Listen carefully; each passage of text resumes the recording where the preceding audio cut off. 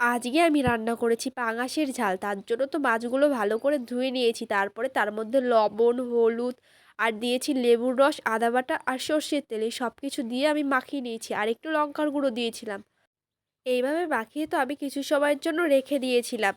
তারপরে তো কড়াইতে তেল দিয়ে দিয়েছি। তারপরে আলুগুলোকে ১ম এ ভেজে নিয়েছি। আর আলুগুলোকে কিন্তু আমি লাল, লাল করে ভেজেছি। আর অল্প একটু লবণ দিয়েছি। তারপরে তো মাছগুলোকে ভেজে নিয়েছি। আর এই পাঙাশ মাছ ভাজতে কিন্তু একদমই তেল লাগে না। অল্প তেল দিলেই হয়ে যায়। আমি তো সেটা আগে বুঝতেই পারিনি।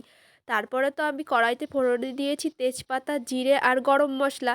এই সব কিছু দেওয়ার পরে পেঁয়াজ দিয়েছি। তারপরে দিয়েছি আদা বাটা, রসুন বাটা, টমেটো বাটা, লঙ্কার গুঁড়ো আর হলুদ। এভাবে কষিয়ে নেওয়ার পরে আমি এর মধ্যে লবণ দিয়ে দিয়েছি। আর লবণ দেওয়ার কথাটা আমি সবসময়ই ভুলে যাই। তারপরে দিয়েছি আলু দিয়ে একটু কষানোর পরে আমি এর মধ্যে জল দিয়ে দিয়েছি। তারপরে তো মাছগুলোকে দিয়ে দিলাম। আর রান্না হয়ে যাওয়ার পরে আমি খেতেও বসে গেছি। খেতে কিন্তু ভালো হয়ে